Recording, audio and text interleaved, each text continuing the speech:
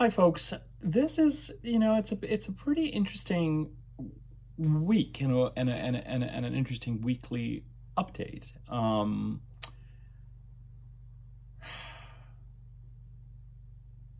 The sun enters Pisces tomorrow on the 18th. I'm recording this on the 17th. And everything this week, and even next week, let me confirm that for a second.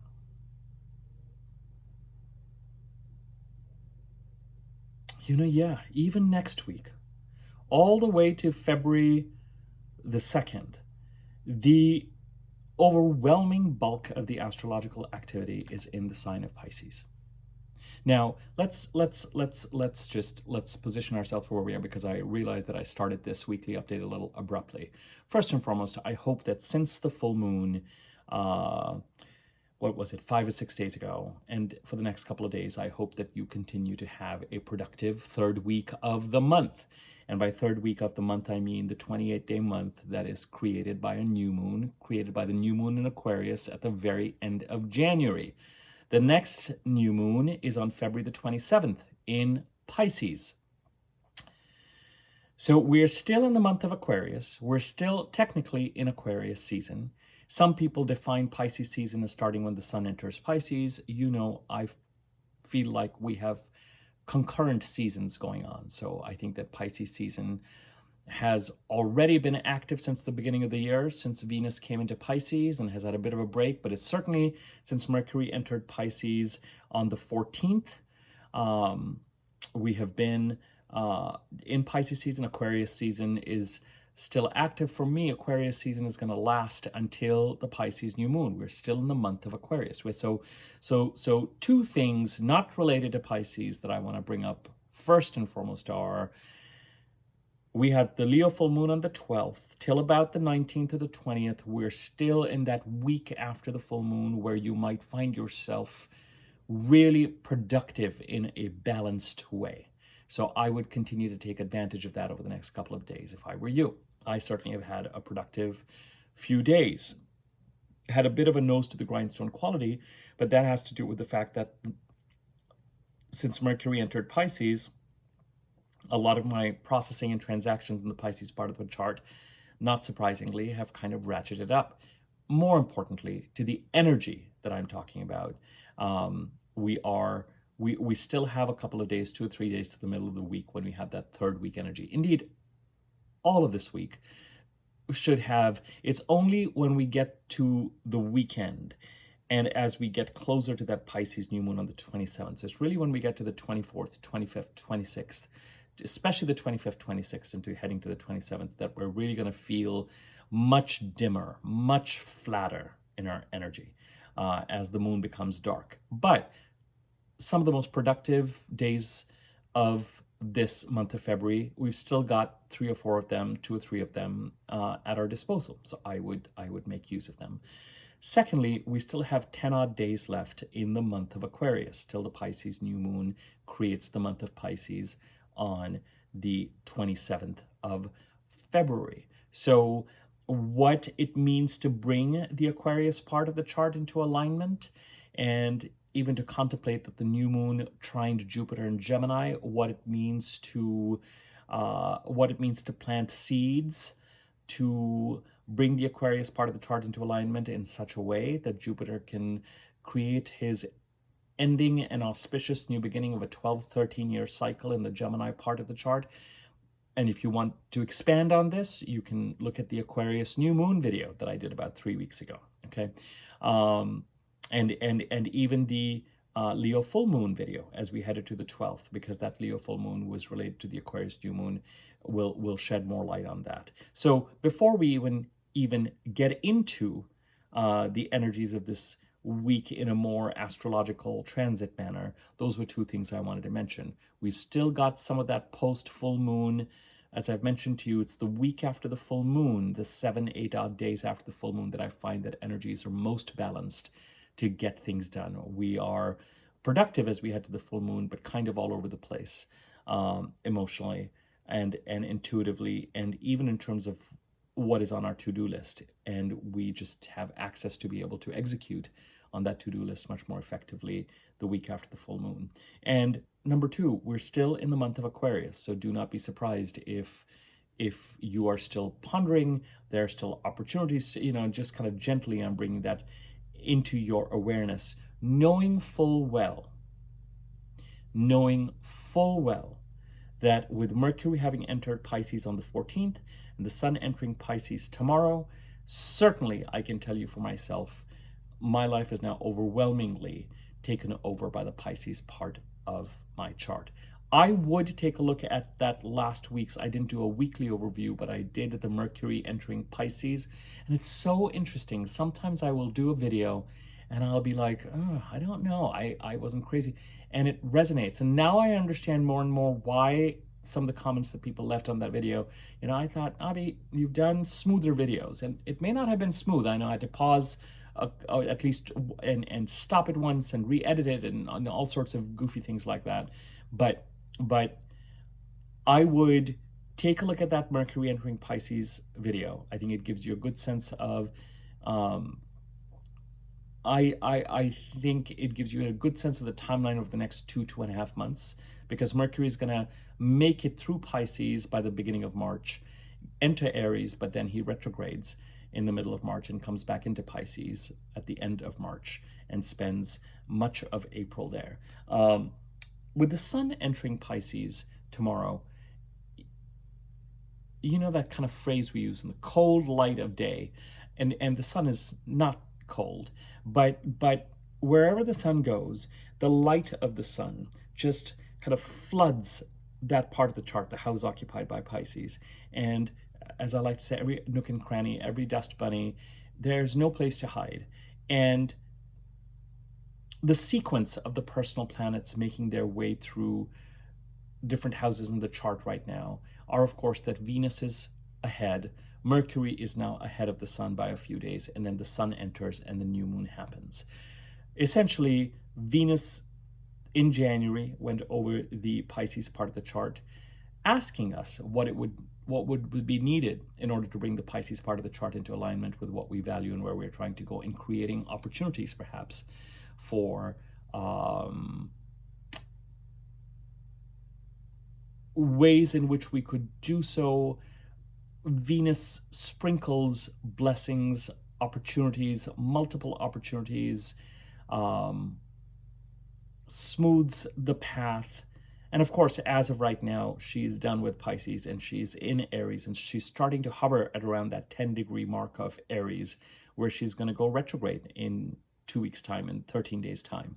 And Venus will retrograde back into Pisces at the end of March, and will spend March in Pisces. When Venus is retrograde, it's a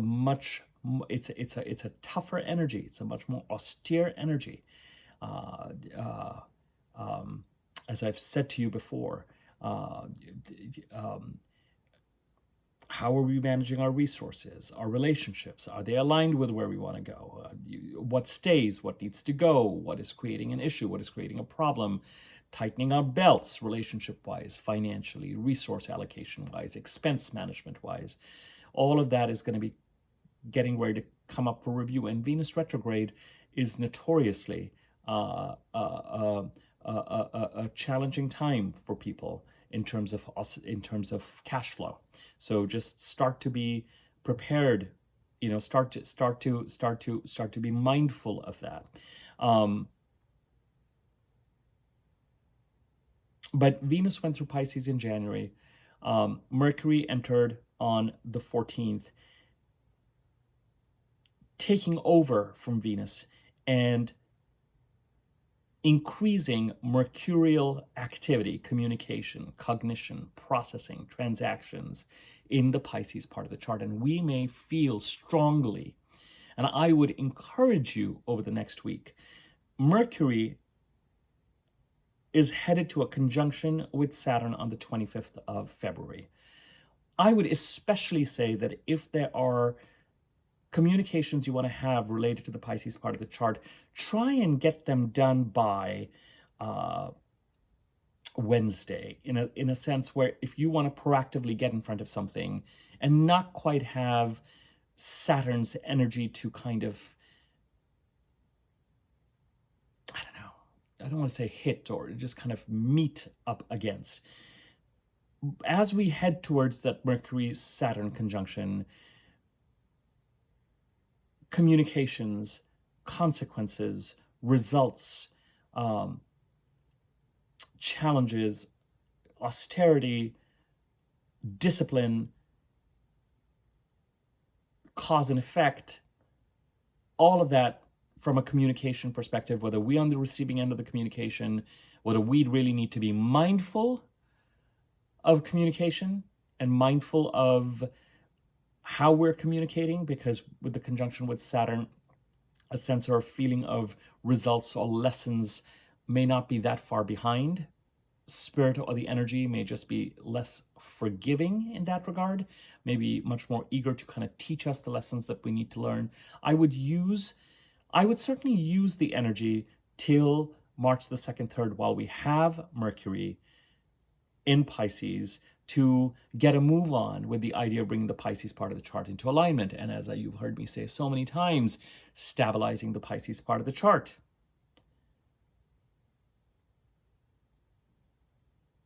Either by concretizing and bringing discipline and rigor to ambitious plans that are Neptunian in nature, especially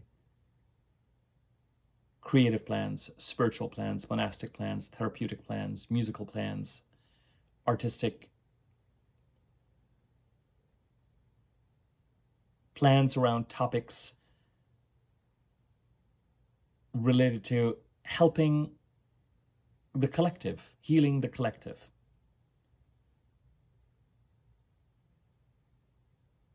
Neptunian themes of surrender and dissolving egoic, fear-based, scarcity-based,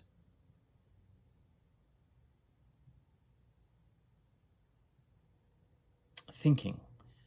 Now, I say that and I pause there because we know that some of that is needed in order for us to function. But we're talking about stabilizing the Pisces part of the chart. The other part of stabilizing the Pisces part of the chart, as I've said to you before, and again, I'm really starting to feel so much like a broken record. It's just for another year, you guys.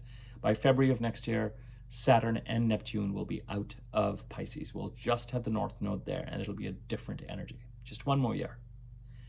And these videos will start to sound different.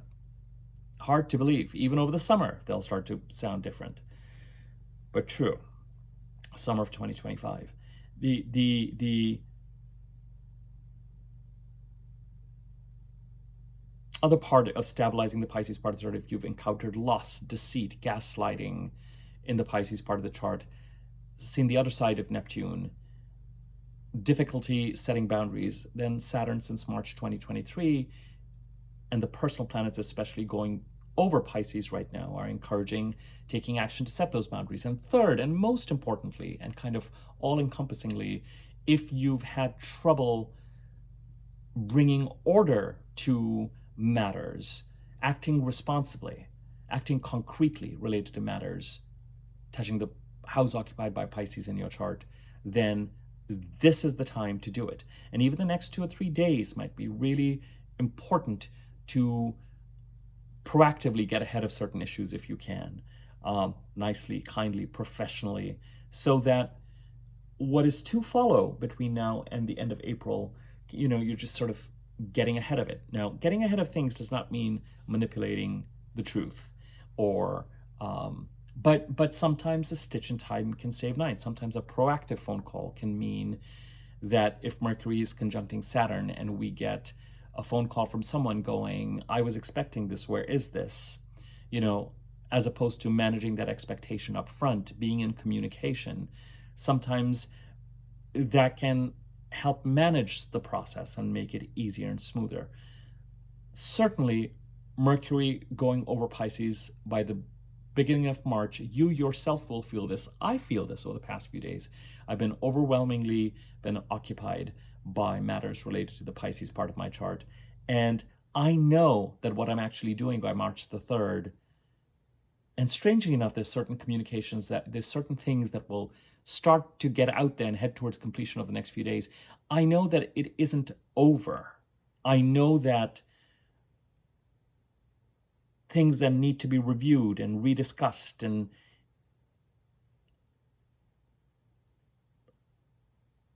I know that it's possible when Mercury retrograde and Venus retrograde come back into Pisces the beginning of April. I know that I may have to put my attention again into the Pisces part of the chart in a much more kind of deliberate and final, and okay, now let's really see this through to the best of our ability by the end of April. And again, I know that whatever we're trying to stabilize here by the end of April is an important precursor to the kind of dotting the I, crossing the T's that we'll have to do between September of 25 and February of 26, when Saturn comes back into Pisces for the final time of this particular transit through Pisces. So Mercury entering Pisces on the 14th and in Pisces till March the 2nd or the 3rd ratchets up, picks up from Venus's transit in January, and moves activity in the Pisces part of the chart into the realm of communication. This can be the execution of tasks, using technology, using spreadsheets, communicating, emailing, as I said, thinking. The first big activity related to this week, this is a weekly overview, is of course that tomorrow the Sun enters Pisces. And when the Sun comes in after this, he brings the solar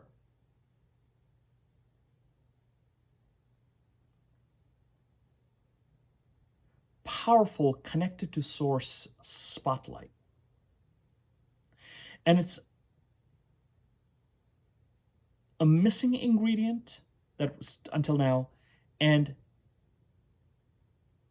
it's the important thing that we need, that as we are transacting and doing, there's that solar part of us that is activated, monitoring. That guidance is available to us now. And when the Sun transits, a new moon occurs. The new moon occurs on February the 27th. And for 4 weeks after that, we're going to have a month of Pisces. And strangely enough, for the bulk of those 4 weeks, all we're going to have in Pisces as far as the personal planets are concerned is the Sun. Now, Saturn is there, the North Node is there, Neptune is there. But for a lot of March, for most of March, Mercury and Venus are going to be in Aries. They're not going to get very far in Aries. They're not going to get past the 10-degree point. Then they'll retrograde, realizing, oh, wait, we've still got more to do in the Pisces part of the chart before we can really move forward. But it's likely or possible that March has its healthy dose of, and in the beginning of March, we have Mercury and a retrograde Venus conjuncting in Aries. So we may, in March, be aware of future plans that are exciting and important, that are under some sort of development, but are not completely here or concrete yet, and we can't really move forward towards them until we have stabilized the Pisces part of the chart by the middle to the end of April. I mean, on March the 29th, we're going to have the next new moon solar eclipse in Aries, which will introduce the month of Aries. But for a lot of the month of Aries, both Venus and Mercury are actually going to be in Pisces. But with the Sun's entry into Pisces and the new moon in Pisces, that's going to fall on the 27th. For the next 4 weeks, the activities that we pick up on in Pisces, with Mercury, the activities are mercurial, either internal, we are processing, cognating, I don't even know if that's a word. It's our cognitive, dealing with facts, drafting emails, drafting communications, strategies, plans in our mind, and externally, in fact, indeed, emails, phone calls, communications, transactions, commuting.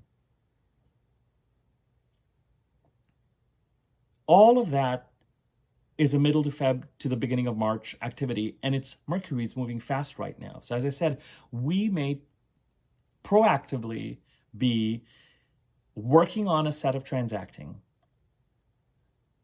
knowing that what we're putting out there may well end up getting brought up for discussion again for some sort of closure by the end of April. And that's fine. But in order for that to happen, things need to be out there. We need to be working on stuff. The sun's entry into Pisces, the Pisces new moon, followed by about a week after the Pisces new moon, Mercury going out of Pisces, still says that during the month of March, the nice thing is that during March, the activities that we will be doing and taking will have, we need the month of March, we need the sun coming into Pisces, and we need that new moon so that the actions will be forced to become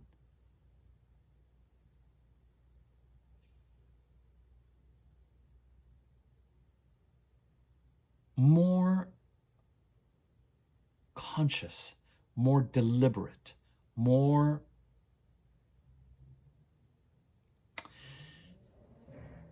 it's not just the fact that Mercury and Venus are going to be retrograde in Mars that makes March and April,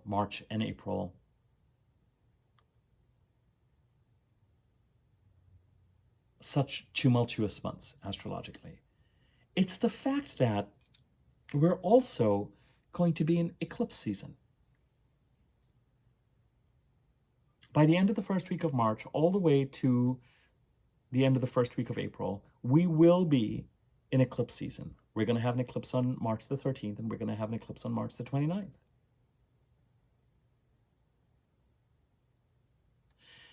And the energies are all over the place and contradictory.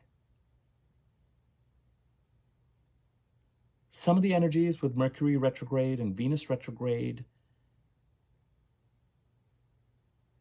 and especially Mercury retrograde, require a stillness and a patience within the mayhem so that things that are in our blind spot can become clear. With Venus retrograde,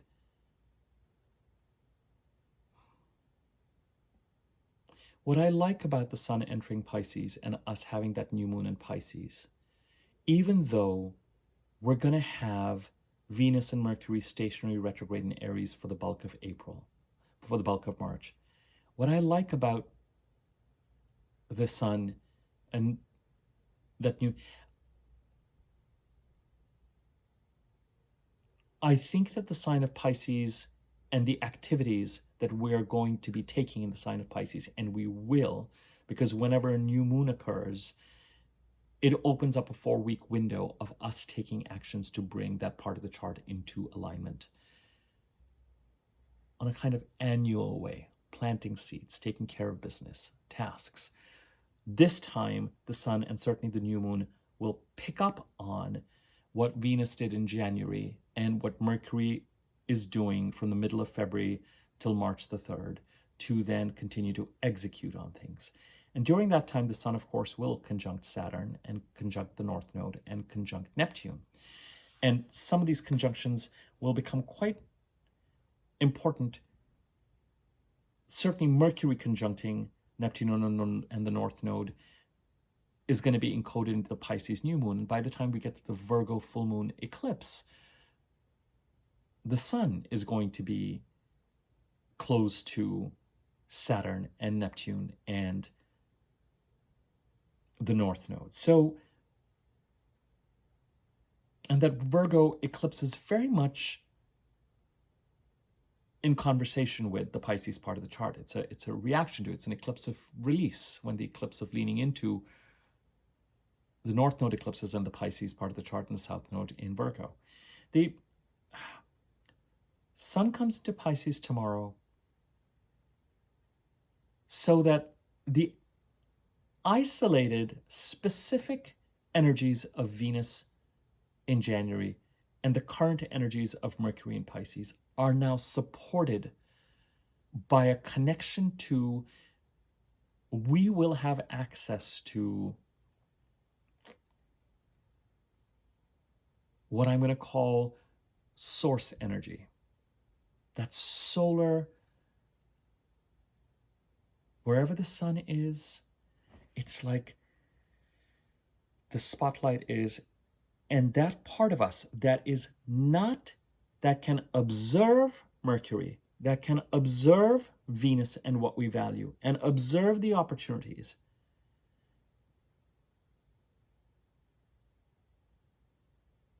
is also present in the mix. Not just the specific energies of a Venus, a Mercury, but now the sun enters, and while we still very likely are going to be in Mercury in Pisces land for the rest of this week and into next week, we will. The sun enters Pisces tomorrow, but the other aspects this week, on the 20th, Mercury in Pisces squares Jupiter, and on the 23rd, Mercury trines Mars on the same day that Mars goes direct. And even though this isn't this week, all of this is headed towards, on the 25th, Mercury conjuncting Saturn. Mercury is still the prime mover this week, all the way to that conjunction with Saturn. And then when we get to the new moon, Mercury is getting ready to conjunct the North Node, Neptune, and get out of Pisces. So for the next couple of weeks, Mercury is the prime mover, moving fast, communicating, transacting, getting in front of, dealing with consequences related to stabilizing the Pisces part of the chart. But we also have access to the solar energy. And while that is happening, some part of us is going to have access to that connection to source. It will be there, available to us to use, so that our actions and what is occurring in the Pisces part of the chart can have that benefit of awareness, connection to source, guidance, strategic support. And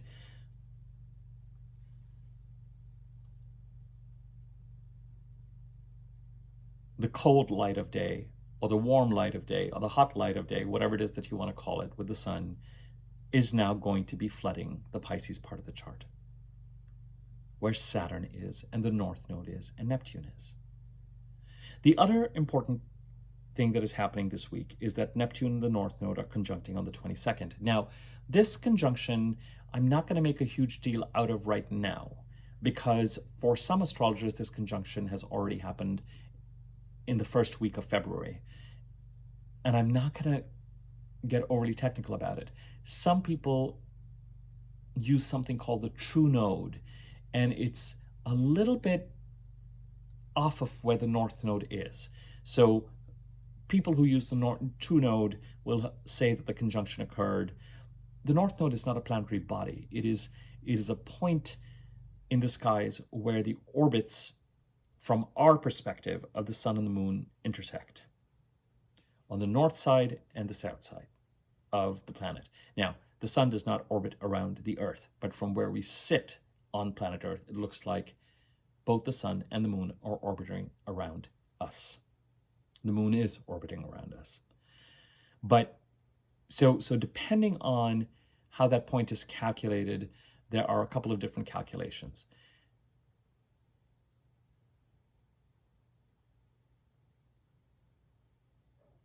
We talked about the Neptune North Node conjunction in January a few times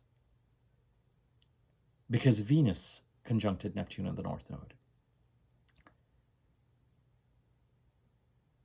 And the North Node eclipse is going through as part of the chart as a very clear and a distinct energy that I can interpret, that I love to interpret. It's my bread and butter as an astrologer. It's where a lot of the data I collect goes, etc. Neptune's energies, Saturn's energies, these are all, but when you mix the North Node and Venus and Neptune or Mercury, then then there are a few possibilities that start to show up. There's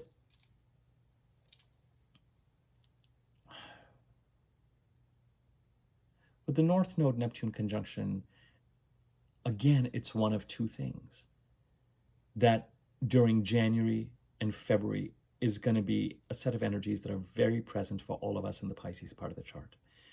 We're either going to be seeing very clearly why leaning into the Pisces part of the chart is so important for us now, for the fulfillment of certain ambitions that we may have related to the Pisces part of the chart that are Neptunian in nature. Creative, inspired, monastic, spiritual, therapeutic, healing, musical.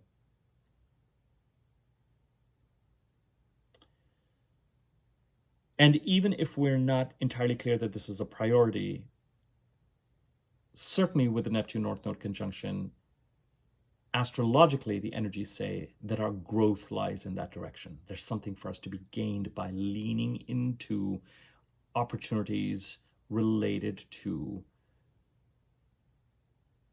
Neptunian goals in the Pisces part of the chart. The other, slightly more challenging interpretation for those where it applies is that if Neptune's transit through Pisces has led to loss and confusion, then, or deception, or either you're playing your cards close to your chest, or where you're being Neptunian and where somebody else being Neptunian or others are, that there may be a recognition in January and February that there's actually something to be gained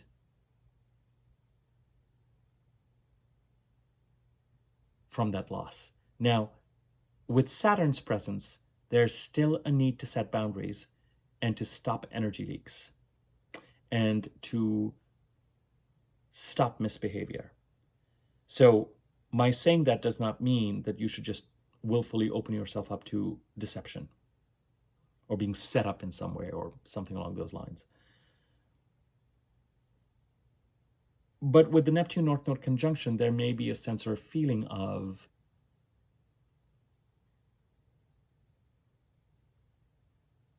a very strange thing to, it's like when people go through a breakup.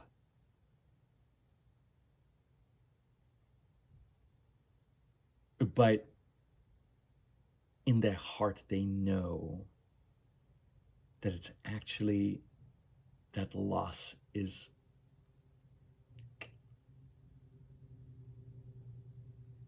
actually a kind of a gain. It's actually opening things up for them.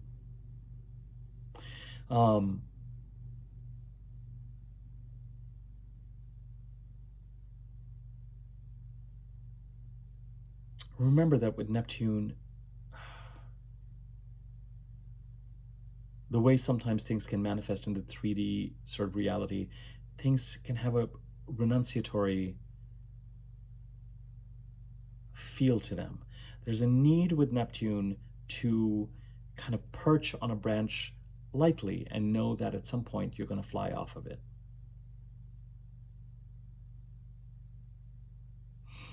That it's very, very rare and very hard and almost unnatural, and kind of an invitation to stagnation,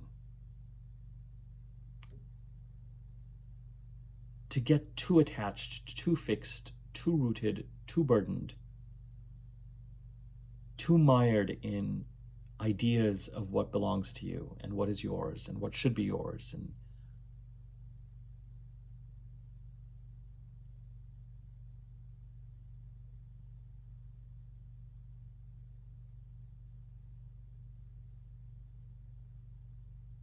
as opposed to being open where relevant, to knowing that you've flown onto a branch and you're going to get the most out of being on that branch for as long as you need to, and when the time is right, you will fly away from it.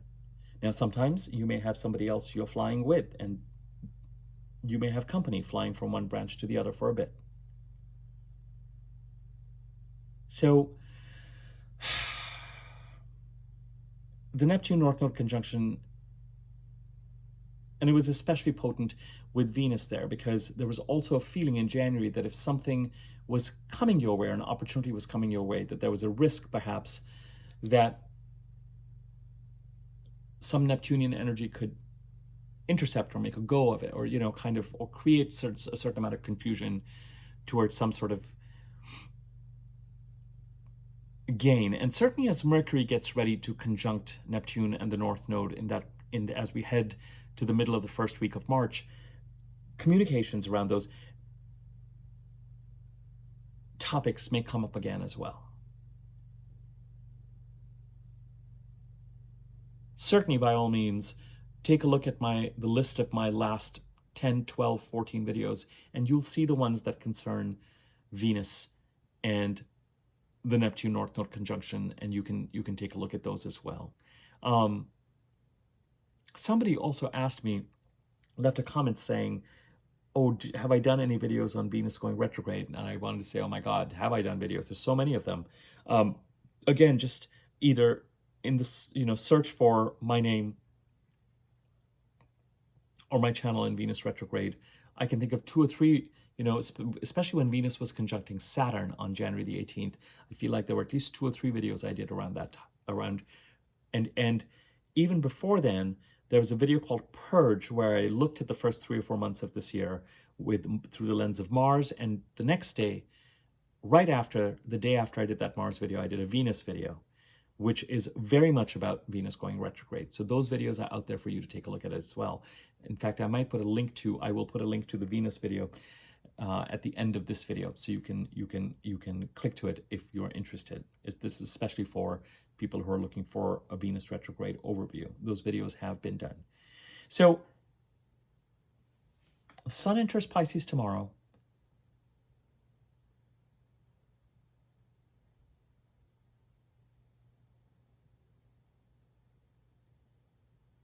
In some ways, I was going to say, I don't know, when I look at the astrological events, I feel like I've covered so many of them in the videos that I've done since the beginning of this year. And there haven't been that many videos, and I'm just like, there aren't going to be that many videos to, and then I'm just like, what are you talking about, Abby? There are eclipses coming up, and there's this happening, and the planets are going retrograde, blah, blah, blah, blah, blah. So there will be videos to do. But a lot of the astrology we've already talked about from a high-level perspective. Now it's just a question of that activity ratcheting it up. And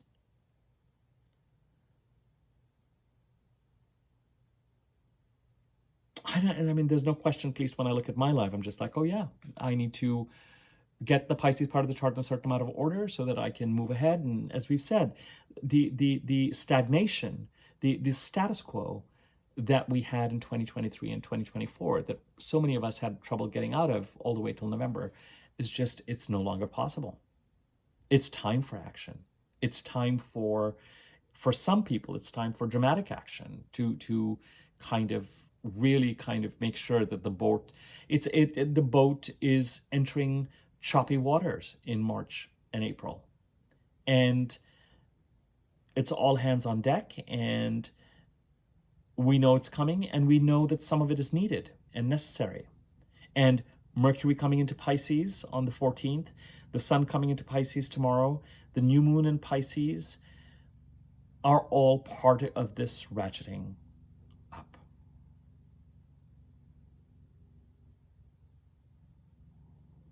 And at least right now, till March the 3rd, indeed till, I would say, all the way till March the 10th, it's still forward movement time. Yes, Venus goes retrograde, and that prompts a whole other set of actions, but those actions are around making sure that our resource management and our relationships are aligned with the direction that we want to move in, and to take the actions to clean things up with regard to what we value and who and how we are managing our resources, and who we're in the boat with so that we can really move towards what we value. And so that we can have around us resource and relationship management behaviors that align with our values. But till March the 10th, 11th, it's still forward movement time. And I would continue to ride this Mercury and Pisces wave and especially over the next 2 or 3 days, get those communications out, start to be in proactive communication. Understand that there are things that you might be sending out. And if they have this feeling of, I think a kind of a phase 1 is done. I don't know. I have a feeling that something here is going to come up again in March or in April. You might be right, but at least take care of phase 1 so that those things can then happen. You're trying to do the best that you can to stabilize the Pisces part of the chart by the end of April, so that concurrently, and if you have Mercury retrograde in your birth chart, that March 29th Aries eclipse may really bring the future state to you in the last week of March and the first week of April. For the rest of us, it may be something that becomes more concrete as we head to the end of May, first week of June. But that energy of March and April stabilizing the Pisces part of the chart while concurrently feeding forward-looking, exciting opportunities that can then be nurtured in May until the end of the first week of June. Does not mean that that opportunity is not going to be present looking for us to take action on it and advantage of it during March and April. I mean, in March, yes, retrograde stationary, we've still got Venus and Mercury in Aries. They just can't make it past 10 degrees. It can't move forward. They have to come back into the Pisces part of the chart. But these are phases. The current phase we're in is Mercury in Pisces through March the 3rd. We're going to be communicating, transacting, cognating, processing in the Pisces part of the chart to bring it into alignment and to take care of pending issues. The sun coming in tomorrow is going to activate that solar, quiet, watchful, connected to source self. The Pisces new moon will ratchet up conscious actions during the month of March. Mercury on the 20th squaring Jupiter. I kind of just want to, in the middle of everything that is going on, I don't even want to interpret that. We know that some sort of communication may be needed from the Mercury part of the chart to help Jupiter create his ending and new beginning in the Gemini part of the chart. The thing that I will say about that Mercury-Jupiter square that is intriguing is that the new moon in Pisces on the 27th very much squares Jupiter. If the new moon in Aquarius on the 29th of January trined Jupiter, the new moon in Pisces squares Jupiter, making actions in the Pisces part of the chart during the month of March urgent so that Jupiter can end a 12-13-year cycle and create an auspicious new beginning of a 12-13-year cycle in the Gemini part of the chart.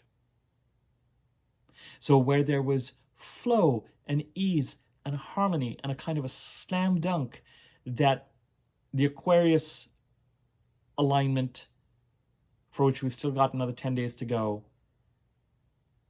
would occur, when the new moon in Pisces occurs, activities have to become more urgent. And I can't help but think that some of this is related to this idea or notion of stabilizing the Pisces part of the chart so that the Aries, Taurus, and Gemini parts of the chart, that where the more exciting energies are, where the future state is, what we're trying to get to. We've had a status quo in 2023 and 2024.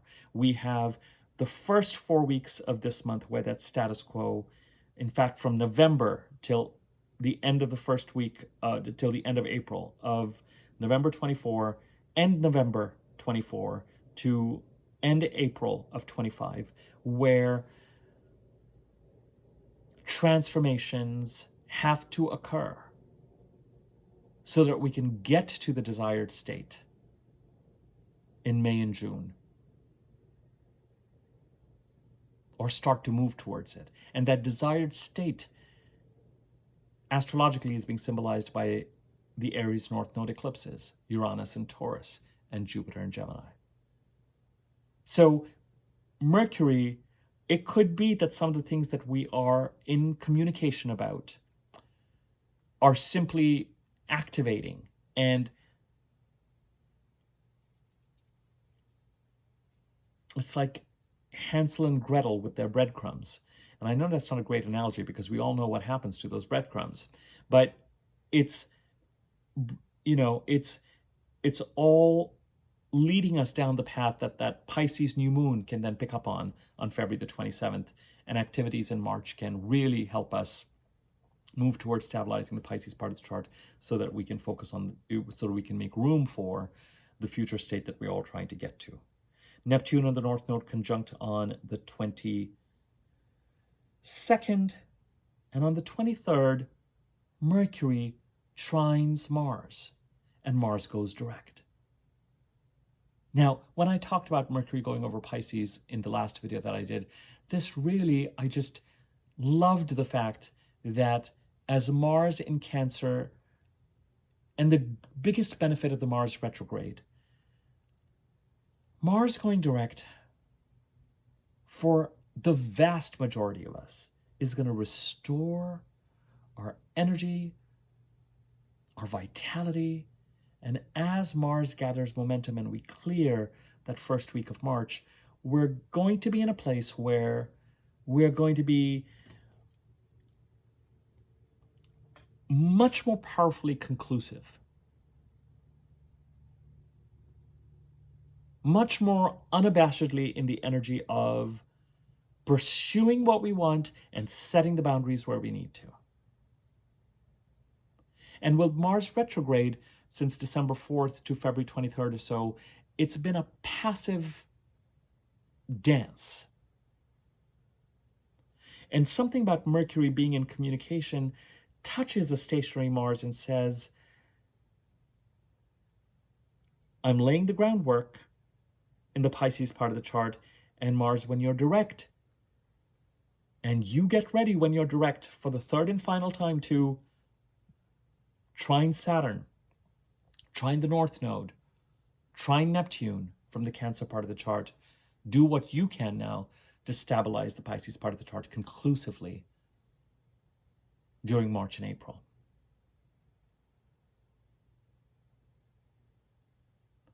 And then, even though it's not this week's energy, on the 25th, this entire week is looking to Mercury getting ready to conjunct Saturn, and that Pisces new moon next week. On the Mercury conjunct Saturn on the 25th, Pisces new moon is on the 27th. Yes, the sun comes into Pisces tomorrow, but the prime mover is Mercury. So take advantage of having the moon still more than half full for the next 2 or 3 days. Take advantage of, understand that for the next 10 days, you are still in the month of Aquarius, and there may be certain activities that make you think about what you're doing. And it's not just make you think about, because we're not talking Mercury, we're talking about conscious action. We're talking about informed actions being taken, choices, decisions, actions being taken to bring the Aquarius part of the chart into alignment. Because till February 27th, we're still in the month of Aquarius. We're still activated by that Aquarius new moon that trine Jupiter.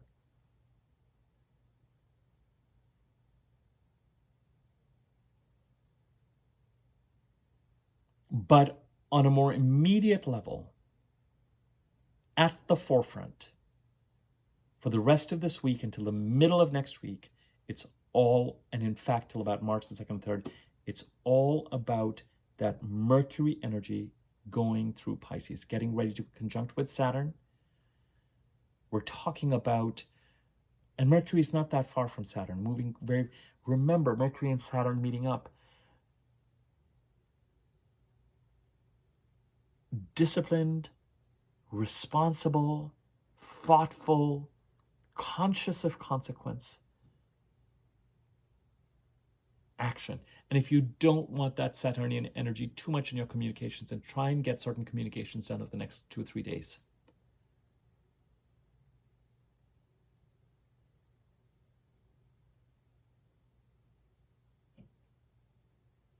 A lot of the energy towards stabilizing the Pisces part of the chart right now sits with Mercury.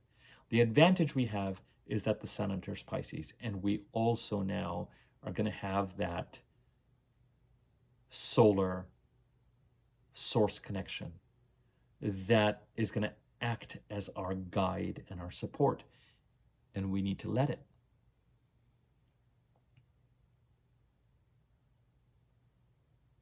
It's not about being clever with the Sun. It's about being wise and clear, clean intentions, clear about what is right for us.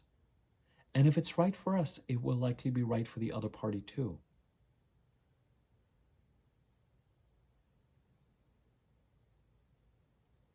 And there'll be a way to communicate it and deal with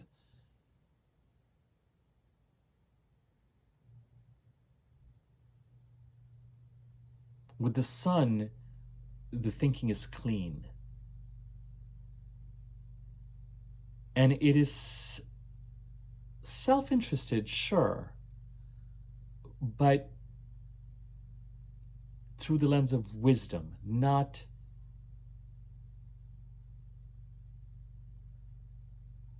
strategic in the best sense.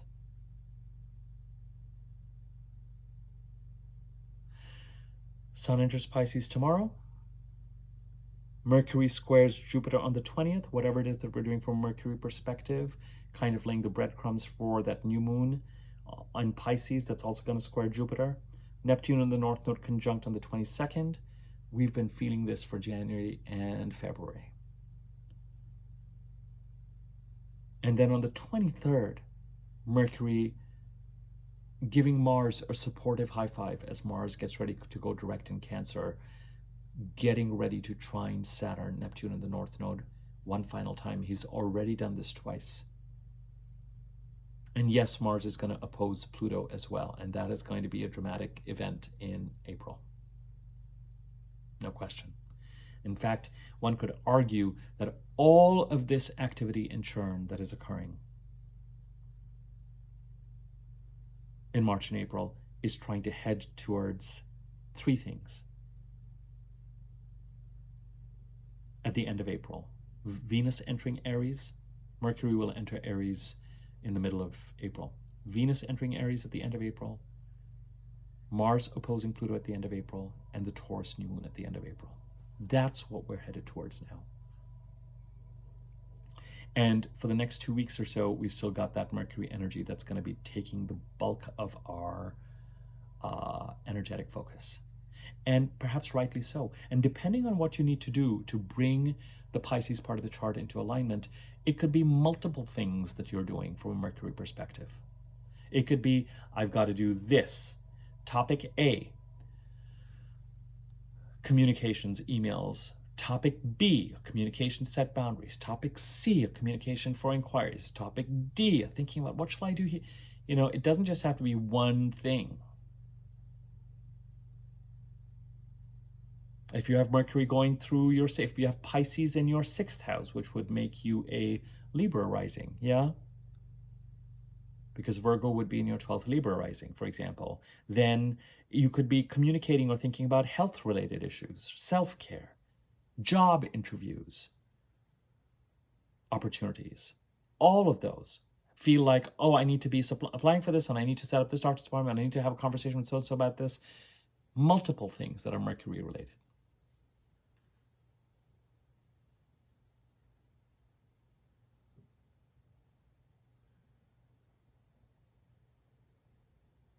Sometimes there's no substitute for a certain type of busyness. And even that is so interesting. Because both March and April have such a call for action and activity, and we feel it. We feel the necessity of it.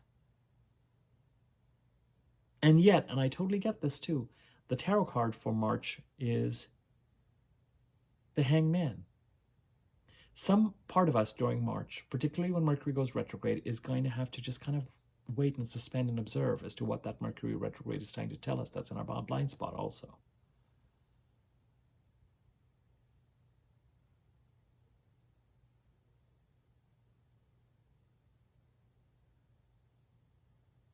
The tarot card for April is the Death card, transformation.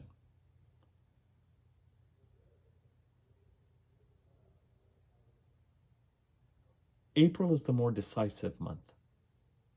April is when, during March with Venus and Mercury retrograde, things are going to get brought up and dusty. It's like while Mercury is direct, we are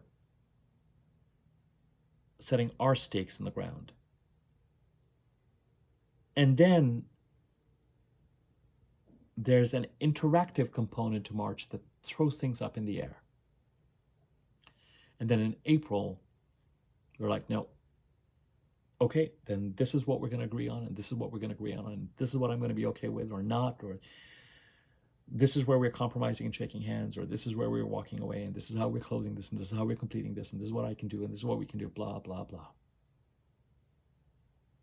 In April.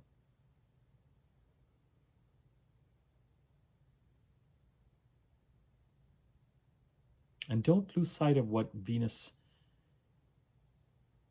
in Aries, even though she's pretty stationary, is kind of beckoning to you from a future perspective. It's nice to have a future state to aim towards when you're going through so much dealing with and releasing the old, which is a lot of what we're doing in the Pisces part of the chart as part of the stabilization. If you are interested in getting a reading with me, an astrological reading of your birth chart, there are a couple of different options: a 30 to 40-minute option centered around one topic or one subject, and a more comprehensive 60 to 75-minute reading. Use the email address in the description box below, please, to email me so I can get you rates. Let me know which country you're writing from so I can get you the relevant rates. Subscribe to my YouTube channel if you haven't already. Next to the subscribe button is a bell icon. I think when you subscribe, it gives you a wiggly bell on top where you can click all notifications, and that way you'll get notified whenever I release a new video. There's the thanks button underneath this video that you can use to contribute to the channel. There's information about donating to the channel also in that description box. You can certainly contribute to the channel by leaving a comment or liking the video. Those are free ways of supporting the channel.